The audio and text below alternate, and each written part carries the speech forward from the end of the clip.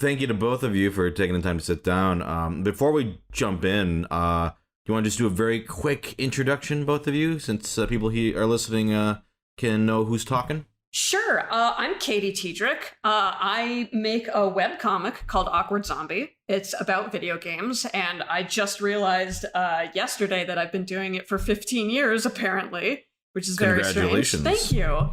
And by day, I am a mechanical engineer, and I work in the space flight industry.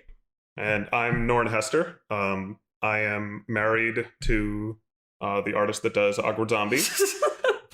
Turns out she's been doing it for like 15 years now, which is kind of wild. That's weird. Sounds Whoa. fake. Sounds fake. And by day, I work in healthcare IT.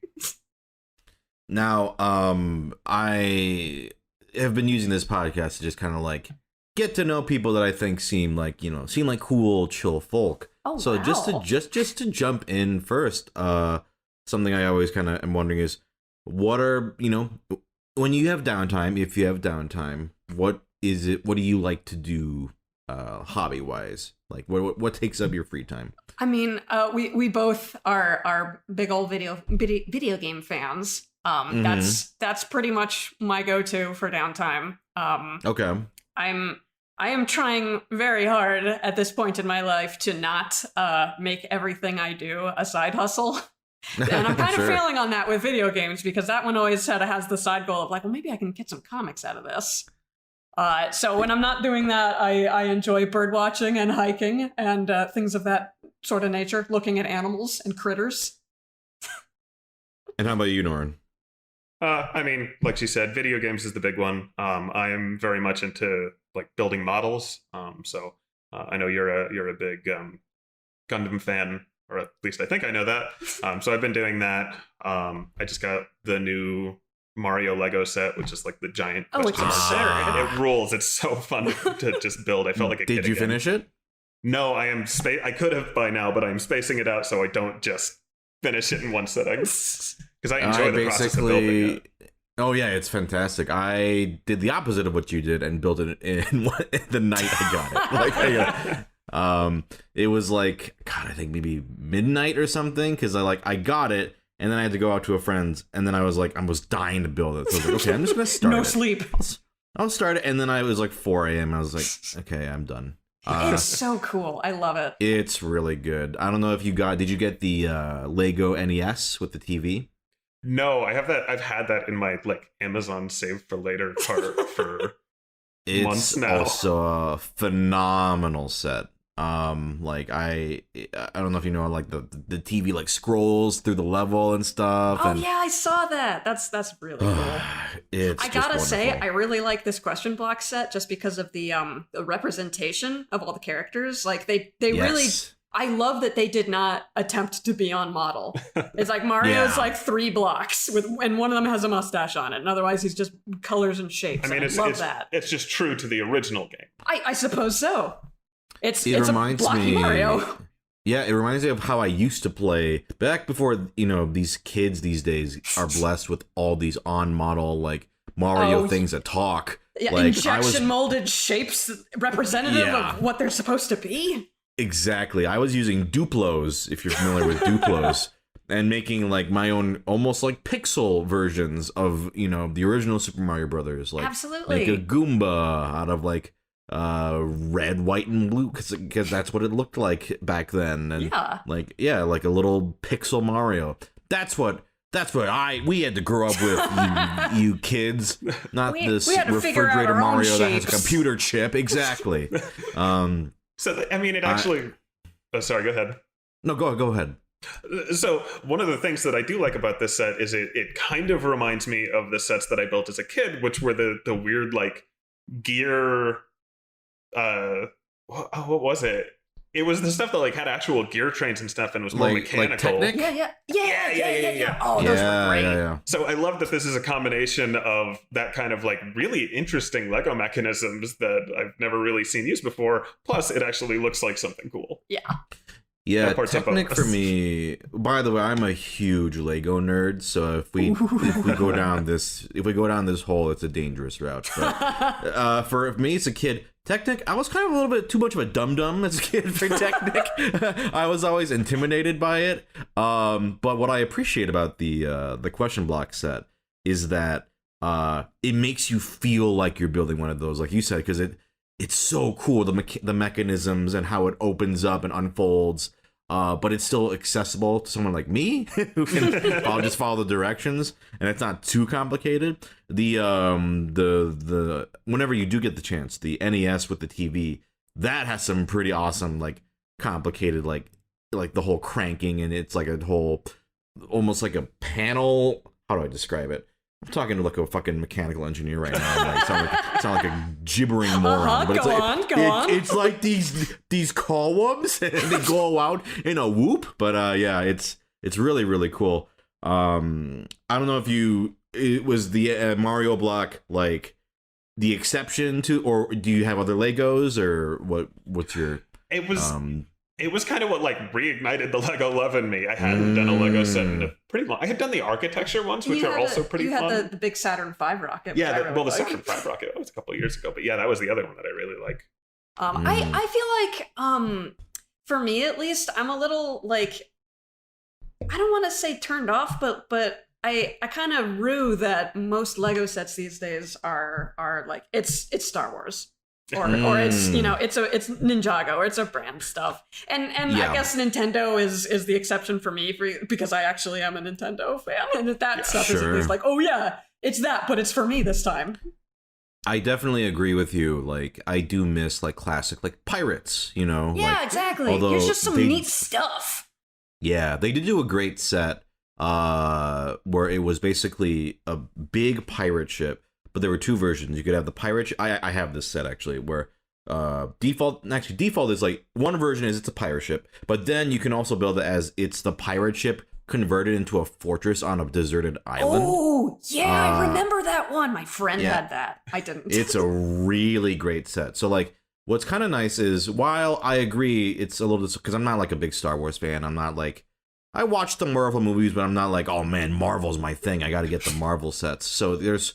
You know, I'll go to I was at the Lego store not that long ago with a friend. Oh, nice. And I was like, God, it must be nice to be a Star Wars diehard fan. Right? Because there's so much for you. There's so much out there. Yeah. Everything. It's like, I would love if, like, I'm a big anime fan. So it's like, my dream would be like, I don't know, One Piece. If it was like, if One Piece had all these Lego sets. A One Piece crock pot, or a One Piece Roomba, or like all this random stuff that's got Star Wars branding. I mean, what are you going to do with one Lego? Yeah, exactly. Shut up, Norrin. Just a One Piece set? Shut up. Oh, come on. Sorry. Come on. All right. Well, it was nice having you on. Thank you for being on. Sorry for wasting your time. I knew what was going to happen. But yeah, what has been nice is there have been, like, in recent years, and not just recent years, maybe like the past, I don't know, 5 or 10 years, really awesome adult focused ones, like, that capture the spirit, I think, of, like, you know, the original classic stuff. Like, I don't know if you've seen the haunted, it's basically the haunted, not the haunted mansion, the Tower of Terror set. Have you seen this? No, are you familiar with the Tower of Terror ride from Disneyland? I am familiar with it. I'm one of those poor people like poor children who were never able to go to Disneyland or Disney World. That's so like, tragic. I have to experience it through like YouTube videos of like old Disneyland rides that got shut down or whatever. Well, if you ever so you haven't been to either park? I haven't, no. I went to Disneyland when I was 8, I think. In Disney World when I was 13, but I haven't been since. Well, if you're ever out here and would like a guide, I will say, no joke, will you take us to Disneyland, someone? I'm an extremely good Disneyland guide. Oh my goodness. I know both parks like the back of my hand, and whenever people have visited, like friends have visited, I have made it the most maximum version of whatever they want. I am so excited to experience a magical world with you. I don't know. Can I handle maximum Disney?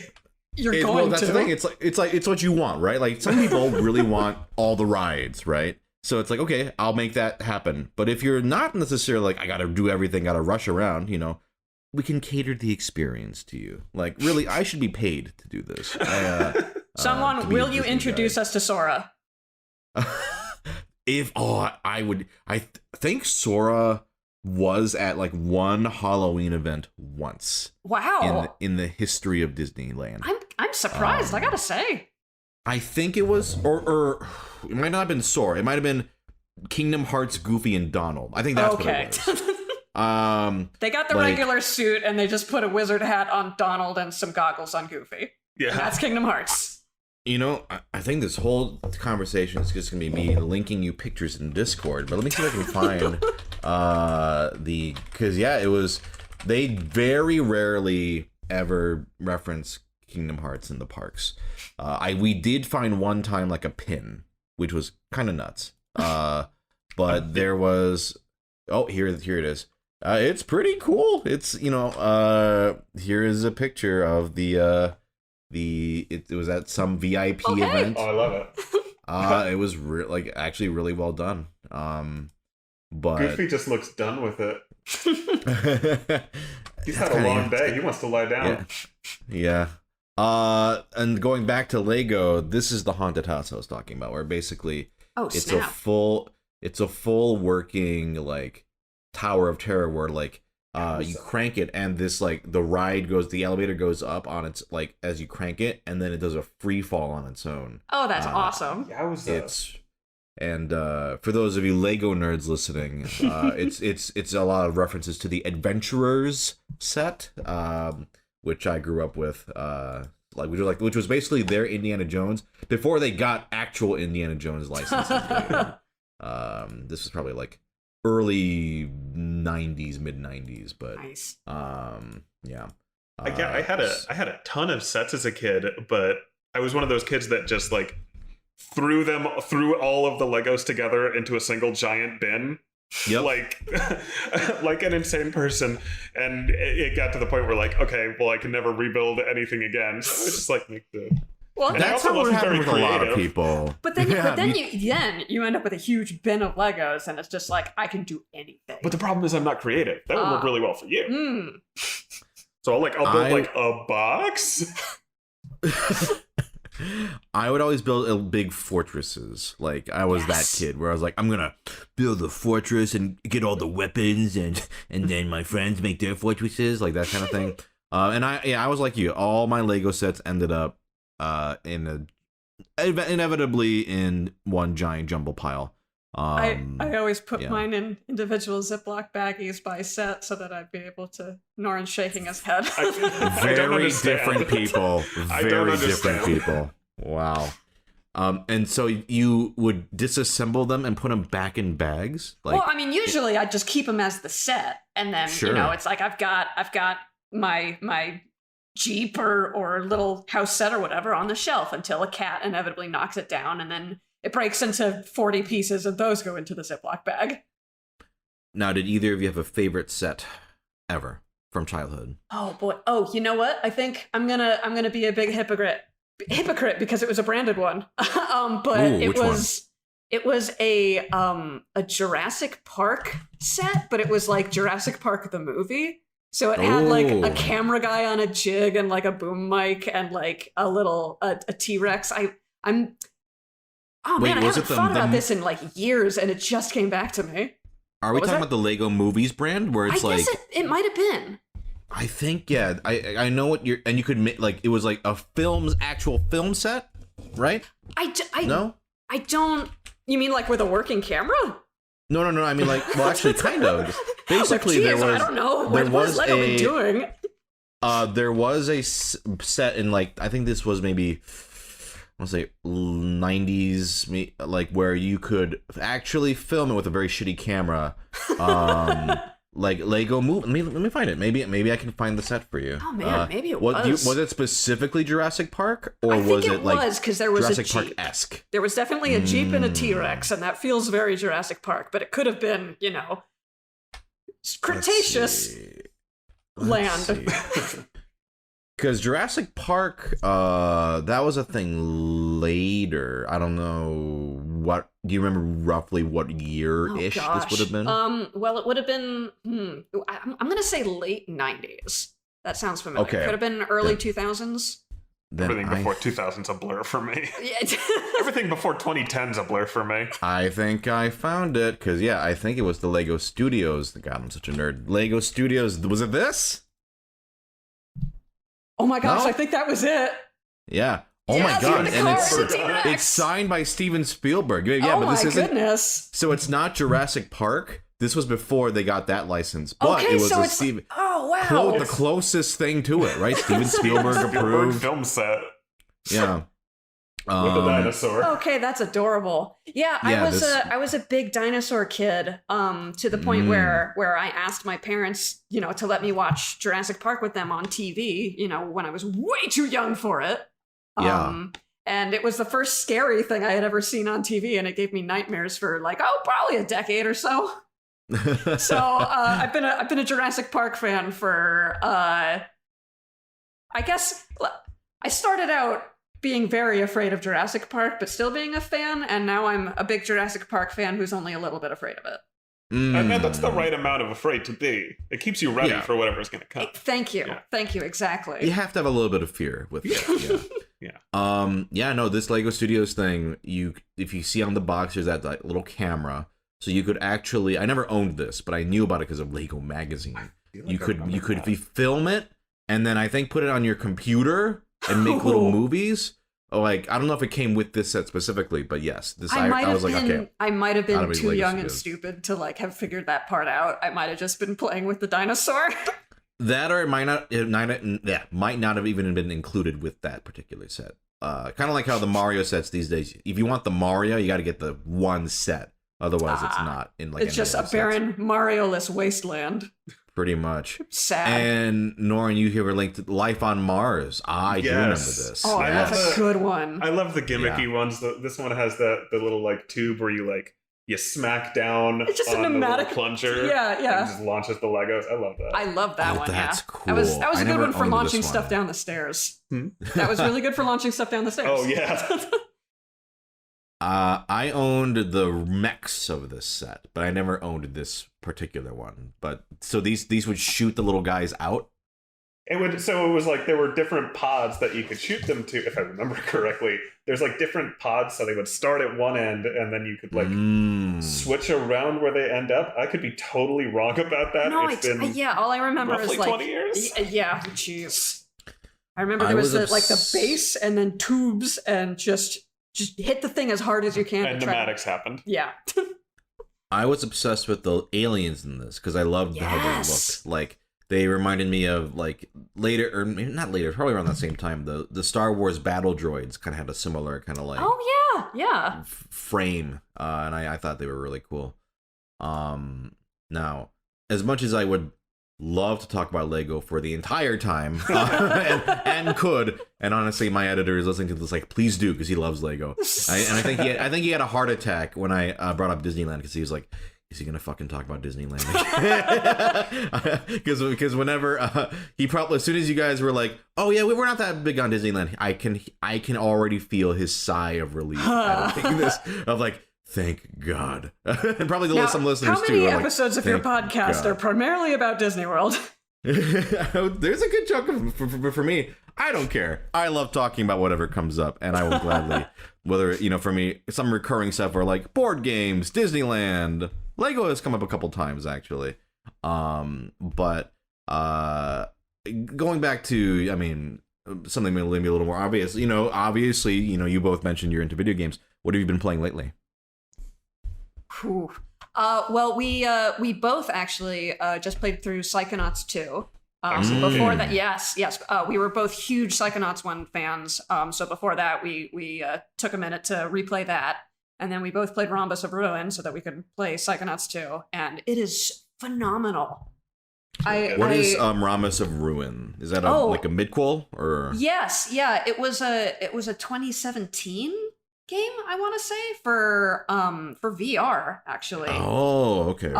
Yeah, and I totally missed it when it came out, because I didn't have a VR set in 2017, but I do now. Which one do you have?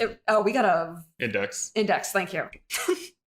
I don't even know what that is. I'm a it's grandpa. The Steam one. It's the Valve Index. Got it. It's the Steam one. Yeah, it's our first VR set. And VR has gotten a lot better since the last time I tried it. Which was like at a convention in like 2012 or whatever. Yeah. Last time I tried VR was like a really early Oculus model. Yeah. And I was like, this will probably be good in 15 years. And it is now. Yeah. Yeah. No, I have not played 2. I played 1 ages ago on PS2 back in the day. Oh yeah. And it was great.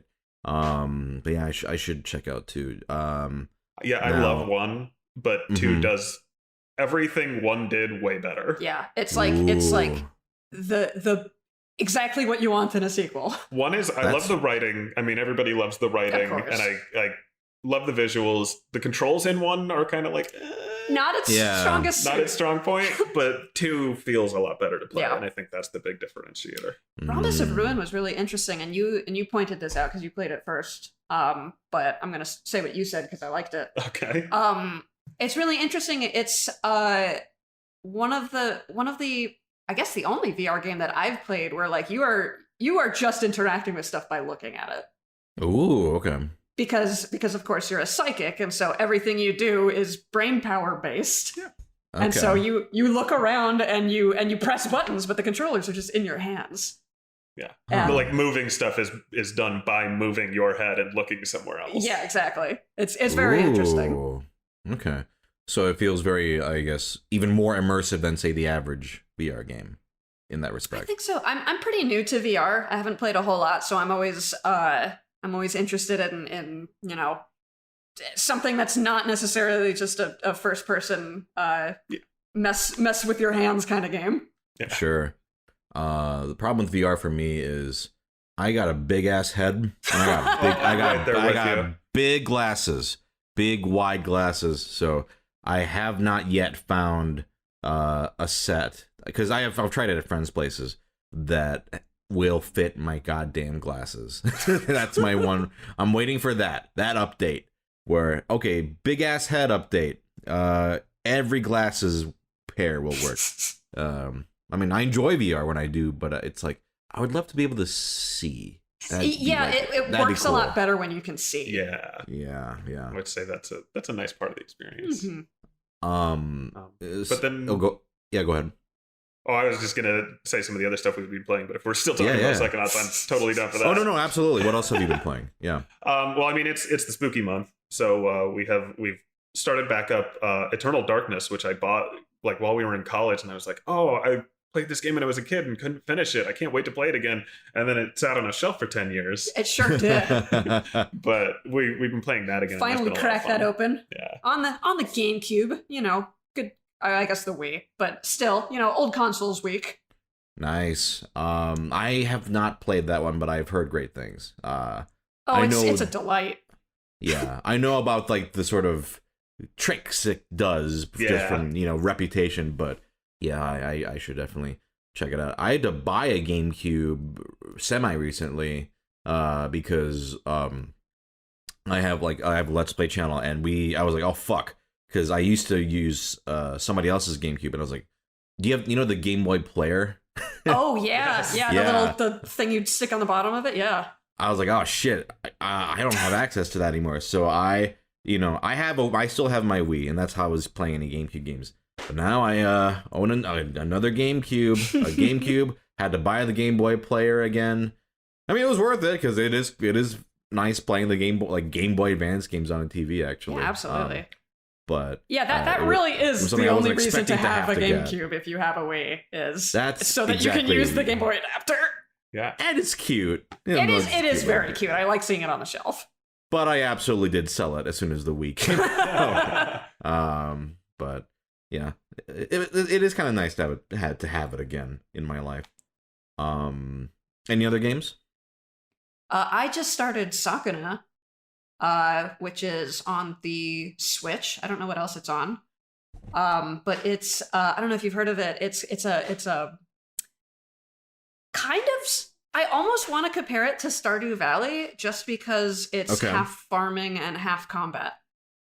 And that's really the only Rice thing. And Ruin? Yes, that's really the only thing it has in common with it. But for whatever reason, that's the first comparison my brain wanted to draw. Okay, it looks cute. Yeah, it's you are a some kind of a god who is powered by rice farming, and the nicer your rice is, the more powerful you become as a person, spiritually and physically.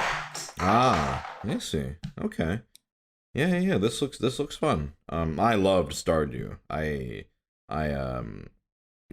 did everything. I 100%ed it. Have you played Eastward then? Because I've heard really good things about that. Which game? Sorry. Eastward. Eastward. I have not heard of this. I think it is somehow, and I'm really good at starting a conversation that I don't know enough about to continue. But I know that it's either from Chucklefish or it's from the lead from Stardew Valley. I'm not sure how it's somehow associated with that studio. Yeah, published by Chucklefish, developed by Pixpill. Yes. And that one, I've just heard very good things about it, but I haven't tried it yet. There's like 40 games that just came out. Yeah, I keep, like, there's all of these games that come out and I want to play them so bad, and then I'm like, you know what I want to do? I want to go back and replay a game from my childhood for the 4th time. Yeah. And I'll just do that 20 times in a row. So why don't we dive into that? I guess top, let's say top 3 games all time favorite. Oof. Okay, for me, until Breath of the Wild came out, I would say Wind Waker is my favorite game of all time. Mm-hmm. I have not gone back to replay Wind Waker since Breath of the Wild came out. Mm-hmm. So I don't have I don't feel comfortable quite quantifying this, but I think I like Breath of the Wild more than I like Wind Waker. Okay. So those are tied for number 1. Yeah. So I get 2 more, right? Yes. How about your top 30? Want to just do top 30? Okay. So let's see. We can go through Pokemon games in alphabetical order, I think. I think second place goes to a cross between Metal Gear Solid 3 and Metal Gear Solid 5. Okay. And then third place, oh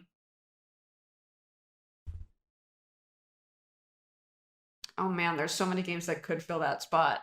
Maybe just the concept of Pokemon.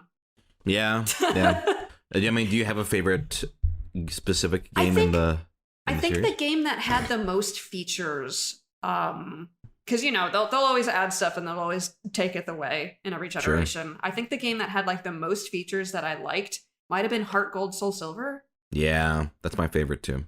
Nice. I adored Crystal. So like I put maybe 200 plus hours just beating the Elite Four over and over again, just making all my Pokemon level 100. So Soul Silver was like, whoa, it's everything. It was like, me too. Gold came out in a very formative time for me, and was probably the one I put the most time into. So having a remake of that, where my Pokemon is falling behind me, was exceptional. How about you, Norrin? Well, she's allowed to do this. I'm going to do this too. No, absolutely. No, I mean, for my top spot, I'm going to make it a tie between Half-Life 2 and Half-Life Alyx. Oh, so Half-Life Alyx is the VR one. I think it's the most recent thing that they put out. No kidding. Yeah, and I had tried some other VR games before that, but that was the first one that like really clicked with me. So that's got a special place in my heart. And then Half-Life 2 and the whole Half-Life series in general was one of the first computer games that I played. So it, again, has a kind of a special place in my heart. And then from there, I mean, there's just a bunch of like weird, obscure games from my childhood that I like, but I don't know if I would call them my favorite. Like stuff like Rocket Robot on Wheels. Like it's just making this face like, what are you talking about? Is that like that N64? Yes, it is. Yes. I haven't played it, but I know of it. Yeah, stuff that I would just play over and over as a kid. Yeah, I don't know. It's hard for me to pick. I think Psychonauts 2 is probably up there on that list. That's my game of the year so far. Yeah. So would you say that's the top 3 right there? Rocket Robot and Wheels is number 2. I thought at this very instant in time. I don't think I would put Rocket in my top 3, but if I have to stop and think, we're just going to be sitting here. Yeah, we're going to be sitting here in silence for like 30 seconds. And nobody wants that. So yeah, let's go with that. If I'm actually, because I know my first top 2, but my third is actually what are they? Hard. Paper Mario, the first one. Oh, good choice. Yes. And a lot of people get surprised, like, really, not Thousand Year Door? And I'm like, I love Thousand Year Door, but that first one, I don't know. It's the one I also grew the first up one with. is really good. I think it's I'm in really the same. Good. Yeah. I think I feel the same way as you. I played Paper Mario like around when it came out, and I didn't play Thousand Year Door until years later, so I feel similarly. I played Thousand Year Door when it came out, but I think Thousand Year Door is fantastic. Phenomenal game. Absolutely. And they never made any more after that. And the end. Yeah, I think it's too bad they never made more than 2 Paper Mario games. Oh yeah, well, why ruin a good thing? Gotta go out strong. Exactly. Okay, to be fair, I have heard that Origami King is like good, but I'm like, it's not what I want. It's not what I'm looking for. It's not what I want. Yeah. I think Thousand Year Door though there are stretches of it that are intentionally tedious, and I don't like that. Like, those of you who have played the game know what I'm talking about. Like, it's intentionally like a lot of backtracking. Yeah. Whereas the first one, while I think 2 has a very strong script, it's very funny and very 1 is just classic adventure. I think fully enjoyable throughout. Tons of fun locations and bosses and enemies. Like, it's just like, it may not have as much pizzazz and personality, maybe, although I still think it's very, very fun and charming and clever. Absolutely. But it's just like almost like no filler. I think I don't know. That's what I love about it. So that's a good point. That's probably my number 1, and 2 would probably be it's BioShock, the original BioShock. I love to pieces. Just in terms of atmosphere, voice acting, gameplay, all of it. I just love that game so much. 3, that's tricky, and I don't know. Nobody can think of a third game. There have only ever been 2 games. Because it used to be like, because I get asked, you always get asked what's your favorite game, so it's like, oh, it was always between Paper Mario and BioShock.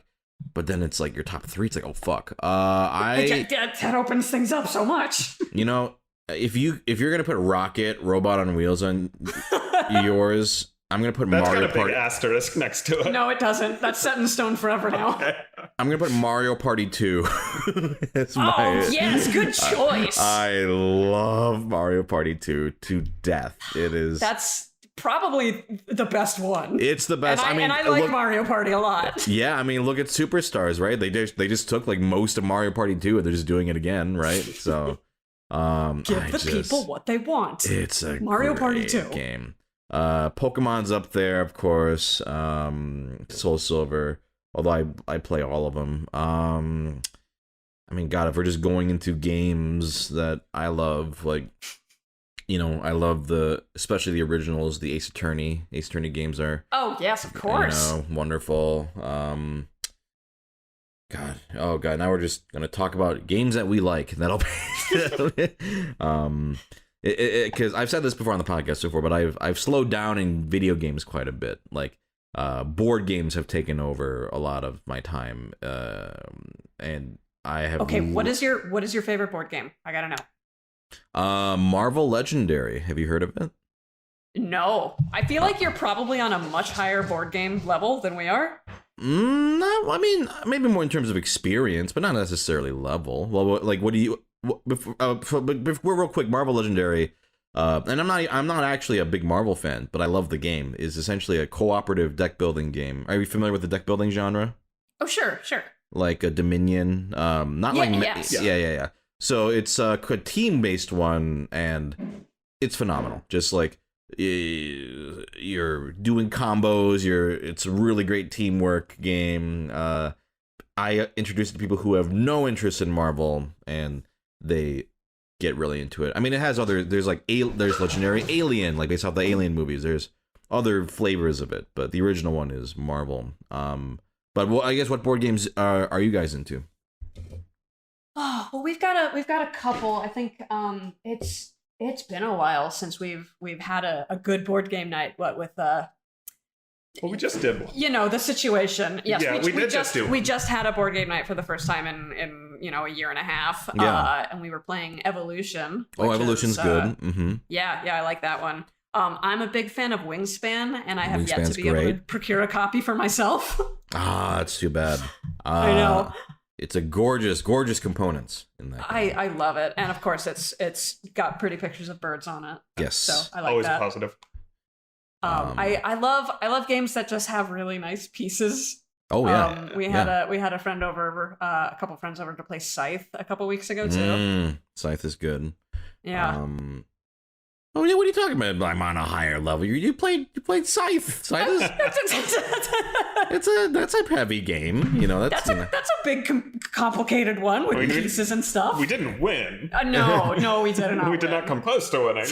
But it was fun, and I loved definitely pieces. played it, and I even understood the rules this time, which I didn't the first time. After the first couple of rounds, you know. I have board game nights pretty often, and I have to divide. Like, there's like 2 tiers, and there's like regular people, and then there's like people who have the patience to play anything, you know, like, because it's like you can't pull out something like, let's say, Scythe and that's everybody, you know, most people are gonna be like, why are you making me do this? I don't want to do this. The way Scythe was introduced to me was, okay, we're gonna play Scythe on Saturday, here's a 25-minute video you need to watch first. Yeah. Although funnily enough, you have to do homework. Yeah. Funnily enough, my sweet spot is actually, I don't know if you're familiar with Board Game Geek, but if you're not, it's a great website for if you want to like start getting really into the hobby.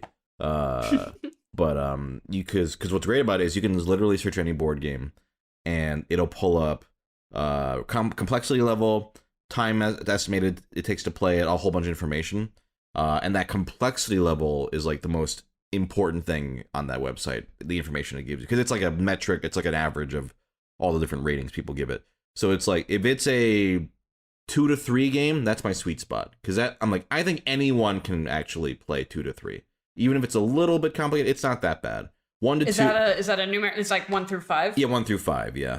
So one is extremely complicated, or 5 is extremely complicated? 5 is extremely complicated. Okay. 1 to 2 is like party games. Any party games fall into there. 2 to 3 is like, what would be? I mean, Marvel Legendary is in that camp. Like, I can teach that pretty much to anyone. Like the basic rules, and you can get a grasp of it. 3 to 4 is when it gets a little heavier, right? Wingspan, that's like your wingspan, right? Maybe a little more complicated. And that's like, yeah, some people will bow out at that point. 4 and up, even for me, I mean, I can do it, but it's like, did your game need to be this complex? The game has to be why do I have to learn good. A whole economic system for this? Yeah, like I recently played a game called Kanban, which is, I don't know if you've heard of it, but it is it's an automobile manufacturing game. Interesting. Which I like the theme, and it's actually a good game. I guess by the time this has come out, maybe I've done a review of it already, but it's extremely dense though. Like it's like, I think it took maybe an hour and a half to understand what we were doing. Oh, jeez. And you know, setting up, reading through the rule book twice. But that's the thing. Like, I had a friend who I had never played like a heavy game with yet. But they were down. They were like, yeah, whatever. And I was like, after we went through that experience, I was like, you are on the upper tier. You have earned your stripes. You've done it. It was like going through a war. It was like, you survived this and had a good time. That means I know you can play anything. I'm proud of you. I'm proud of you, my son. Because generally, even if a game is super complex and it takes like 2 hours, it's usually fun once you're actually playing it, and it's not actually that hard to play. It just requires a lot of, okay, wait, what is this? Okay, mashing it together in your brain, and then once you've got the stew, that's kind of going, the hard part, right? Yeah. It's like to maintain this as a hobby, you need to simultaneously be like buying expensive stuff. Yeah. And also spending a bunch of time up front learning how to play it. And then either that's what you're playing for the next 6 months, or it's going back on the shelf and I need to put another 6 hours into playing it next time. Right. I think my problem is that, like, I can read the instructions and read through and, like, kind of get a feel for it, but I really don't pick it up until I am playing it. Yeah. And I feel like that is not a good fit for those, like, super complex ones. I think that's pretty normal, though. I think I don't usually fully get a super complex game until I've done, like, a turn or two. Like, a lot of stuff really clicks when you're actually like, oh, I see. This step leads to this step because it does this. Okay. And once you're seeing, it's like, then you're in it. Yeah. It's like, me, if I manually like described a Lego set to you brick by brick, you'd be like, what? And then you see, you're like, oh, okay. I see what you mean. It's now we're going back to Legos. Yeah. It's all cyclical. This was all my plan. I was like, okay, so like cyclical. Yeah. Now I would like to give both of you the opportunity, if you'd like. Is there a question you would like to ask or a topic you would like to bring up? And if not, we'll just talk about Lego or whatever. But for both of you, I'll ask each one of you in turn. Do either of you have one? I do have one. What's up? I do have one. Yeah. So I have heard through the grapevine that you are very good at anime recommendations. Yes. I am a big autumn guy, and it's big autumn right now. You got any good autumn feel animes? Anything like that? That's very interesting. I'm gonna first just, and they're like, really again. I'm like, I don't care. Listeners, shut up. Have I? I want to know about the autumn animes. I don't care what anybody else thinks. Have I spoken to you the good word about Chihaya Furu? Do you know what that is? No. I have no idea what that is. Okay, I'm gonna put it in the chat. My favorite anime of all time, and oh boy, I promise it's not just because it's my favorite anime. But I'll say it. So Chihaya Furu is, the listeners are like, here we go again. It is a game about Karuta, which is a poetry card game. And this is gonna sound very boring. I promise you, it's really good.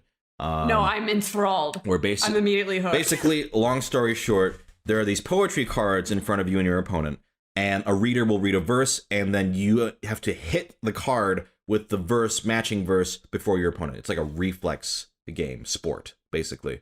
It's a really obscure game in Japan, even.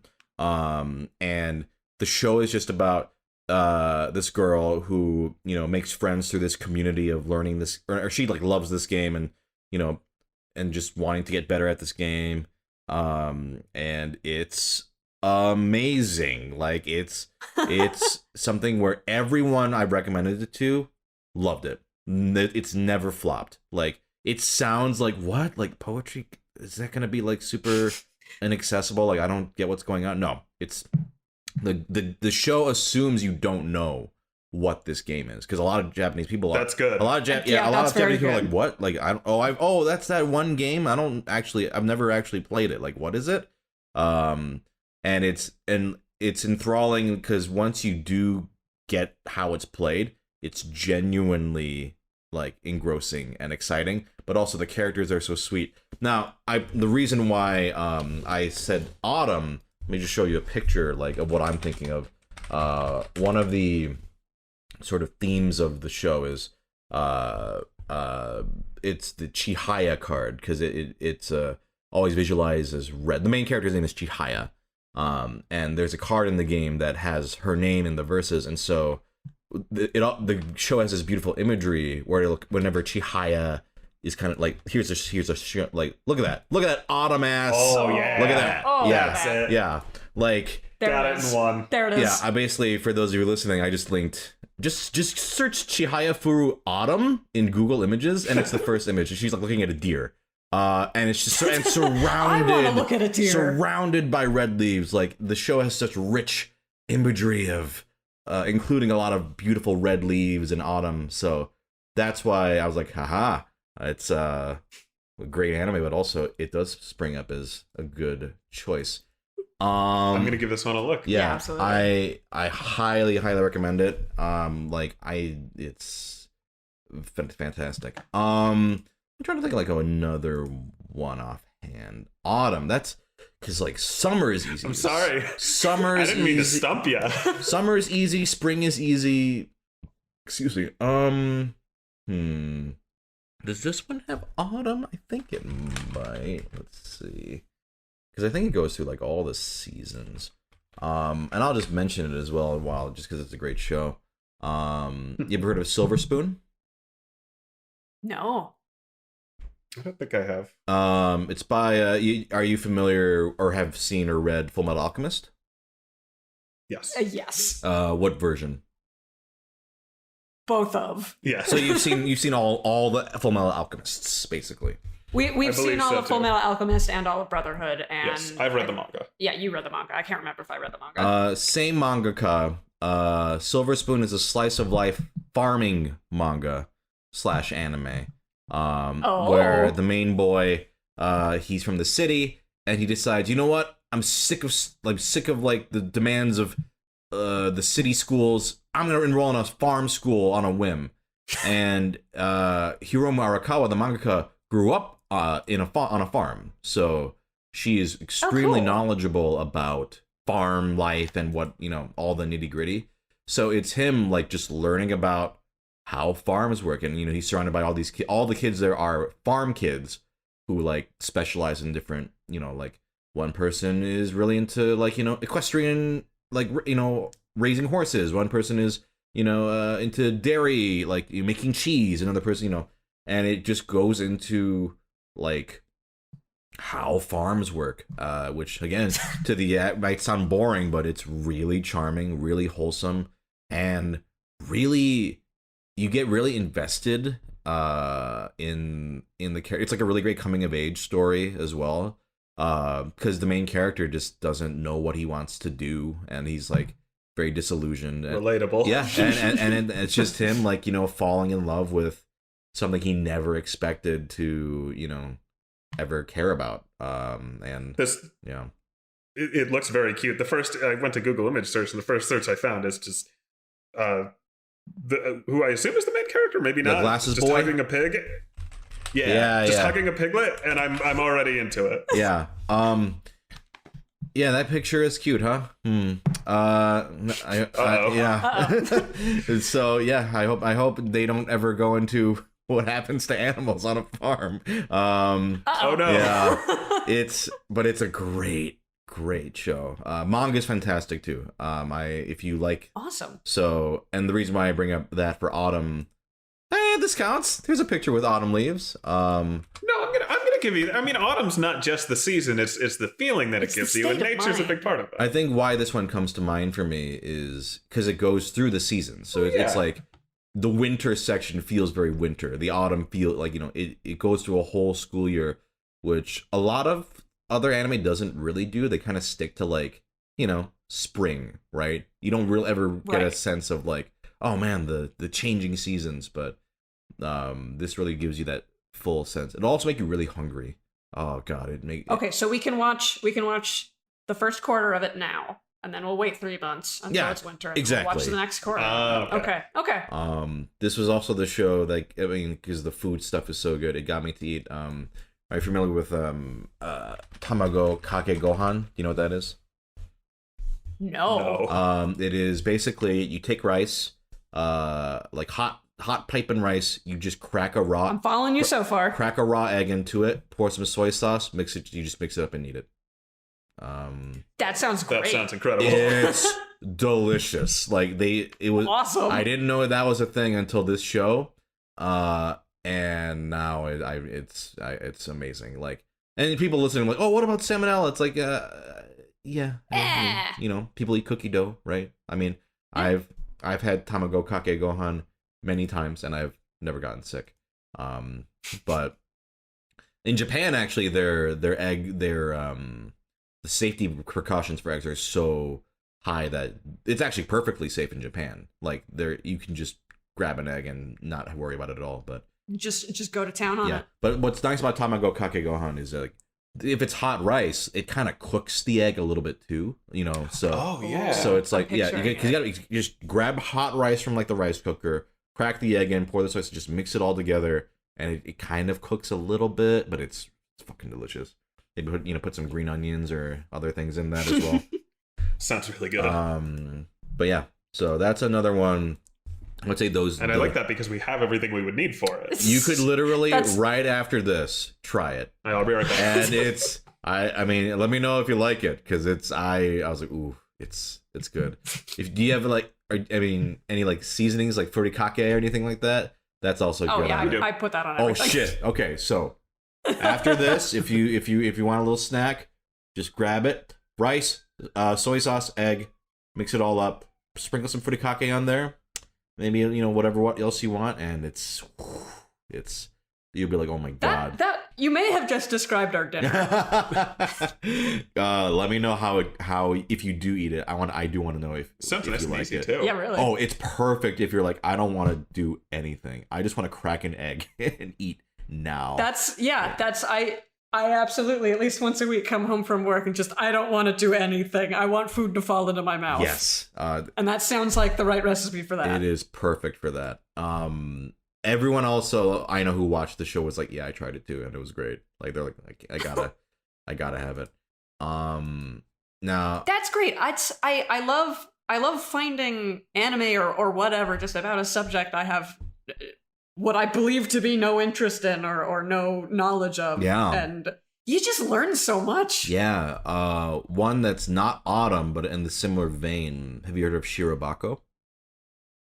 No. Another great one. If you just want to like learn about something, it's an anime about making anime.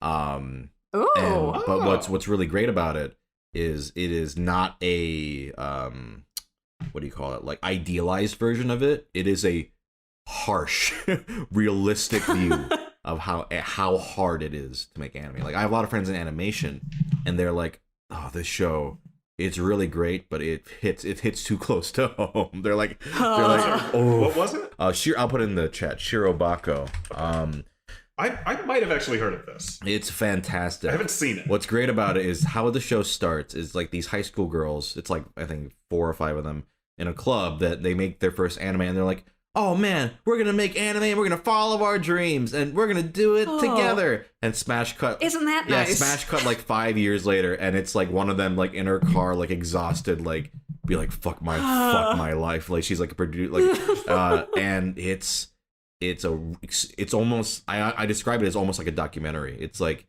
it goes into all the nitty-gritty about every step of anime, like how anime is made. Like, one of them is an aspiring voice actor, which really hit for the animation folks. That hits hard for them. That hit hard for me. Like, her struggles, like getting into the industry and that sort of thing. I was like, I feel for you, my child. It's very similar. So what I really like about it is it could have very easily been like, making anime so easy and fun and anyone can do it. No, it's like, no, it's extremely grueling, and making stuff is hard, and almost like they're barely keeping it together, and deadlines, and it's so but still inspiring. Like it recently got a movie, which I was fortunate enough to get to see it in theaters. So yeah, like that's another great show, Shirobako, if you want to like just learn about. And also has great characters. All 3 of these shows I recommended have really great characters on top of interesting subject material and great, character arcs and themes and stuff like that. So that's good. I think that's what tends to pull me in. Mm-hmm. So I think that's I'm glad to hear absolutely. it. Yeah. Thank you for figuring out our watch list for the next however long. Oh yeah, and if you do watch any of these, let me know what you think. I love hearing how people react to. Oh, will do. Will do. Now, Katie, did you have a question or topic that you wanted to bring up?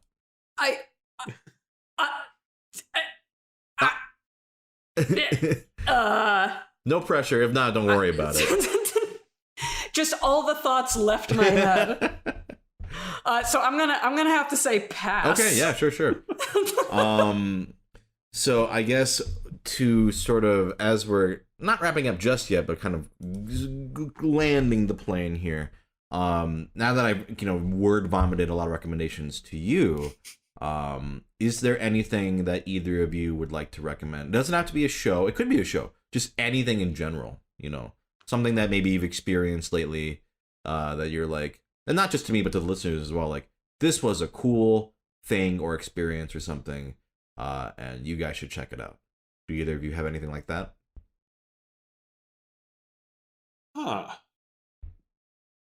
I mean, I can give some recommendations on stuff we've played or watched lately. Yeah. But you've probably already seen it. I think Odd Taxi was the most recent anime that we watched. I love that. That was great. I've been watching that with a group, and we've been doing a thing where we watch.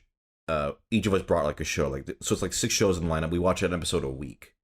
So I have 2 episodes. It's like an anime book club. It's essentially it's our own Toonami block essentially. Yeah. I love that. Okay. And we meet every Tuesday and we watch an episode of each. So I have 2 episodes left, and oh god, the one we just watched yesterday was so good. It just keeps ramping up. It just keeps going. I'm like, can I just want to watch it on my own? And my friend is like, I will kill you. It's like, you have to, like, no, like you have to stick together. We have to watch it together.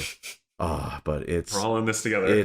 That's a phenomenal show so far, and I am really excited to see how it ends. For those of you listening who are curious, the current block is Michiko and Hatchin, which I'm seeing for the first time. Usagi Drop. Have either of you seen that one? Nope. No. That one's great. Don't read the manga, but the anime is great. Trust me, don't look it up. Just Usagi Drop is essentially an anime about just this 30s guy who finds out he has this like relative who's like a little kid, and like, oh, I'm gonna raise this kid, and it's just about, you know, trying to learn to become a dad. It's extremely wholesome. Deno Coil is the third one. Psychopaths, Odd Taxi, and then Love Live School Idol Project Season 2. That's the current lineup in our So is this block. You watch an episode of each a day?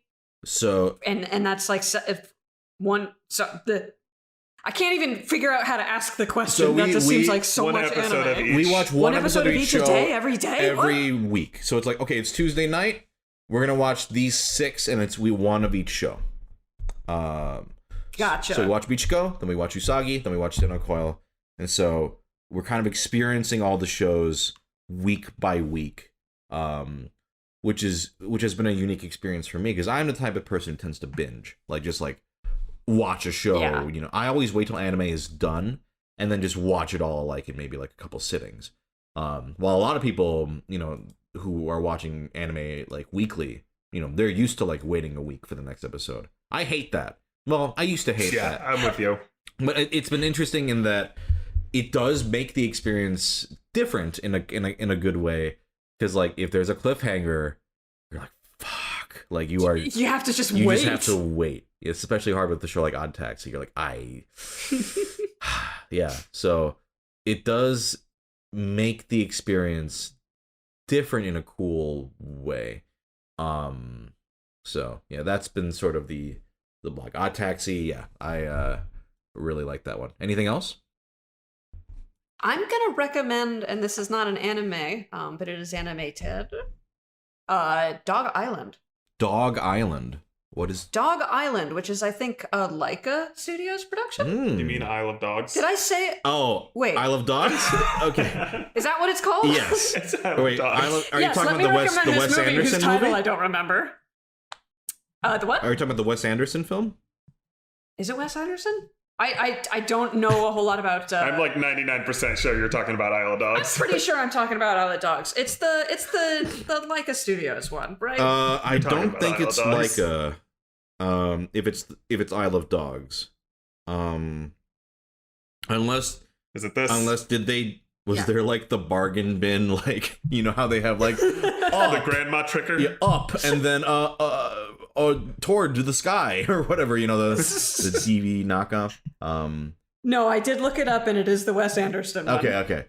So I'm going to recommend I Love Dogs, and then whatever the Grandma Tricker version. Whatever Dog Island is. Whatever Dog Island is. Please just have 2 TVs, watch them simultaneously. Dog Island is apparently a city, an island in Florida. There are no stores, restaurants, or public restrooms on Dog Island. It is less than 1 mile at its widest. It is just a wilderness preserve called Dog Island. Actually, that sounds really nice. So yeah. I'm going to recommend going to Dog Island and watching I Love Dogs. Bring a laptop or something and watch I Love Dogs on there.